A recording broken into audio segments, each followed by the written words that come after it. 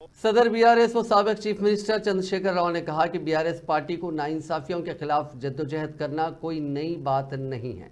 तेलंगाना के खिलाफ हो रही नाइंसाफियों को खत्म करने और तेलंगाना के हुकूक के तहफ़्फ़ुज़ के लिए वो किसी भी हद तक जद्दोजहद करने तैयार हैं। असेंबली इंतखाबात में पार्टी की शिकस्त के बाद केसीआर तेलंगाना भवन में 3 माह बाद कदम रखे। इस मौके पर उन्होंने दरियाए कृष्णा के तहत आने वाले प्रोजेक्ट्स को रिवर बोर्ड के हवाले करने कांग्रेस हुकूमत के फैसले के खिलाफ तेलंगाना भवन में पार्टी कायदीन के साथ एक इजलास मुनक्किद किया।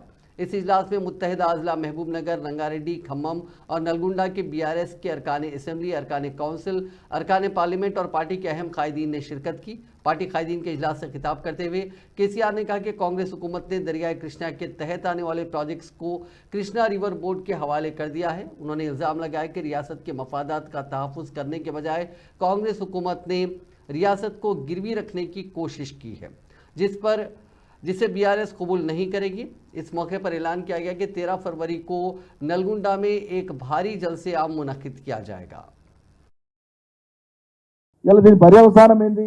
మీరు అనాలోచితంగా చేసినటువంటి ఈ తప్పిదానికి, ఘోరమైనటువంటి అన్యాయానికి ఇవాళ తెలంగాణకు అవసరమైనటువంటి మంచినీళ్ళని తీసుకోవాలన్నా, తెలంగాణకు అవసరమైనప్పుడు కరెంటును ఉత్పత్తి చేసుకోవాలన్నా మన హైడల్ ప్రాజెక్ట్స్ 2 కూడా శ్రీశైలం మీద, నాగార్జున సాగర్ మీద ఉన్నాయి. మనకు అవసరమైనప్పుడు మన కరెంటు మనం ఉత్పత్తి చేసుకుందామంటే కూడా ఇవాళ కేఆర్ఎంబి యొక్క పర్మిషన్ తీసుకోవాలి, వాళ్ళ దయా దాక్షిణ్యాల మీద ఆధారపడాలి. సాగునీళ్ళని తీసుకోవాలన్నా వాళ్ళ దయా దాక్షిణ్యాల మీద ఆధారపడాలి.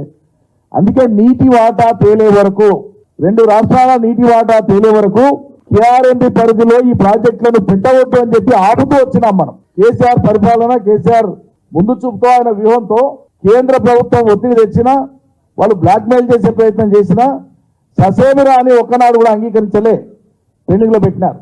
మీరు వచ్చిన పుణ్యానికి 2 నెలల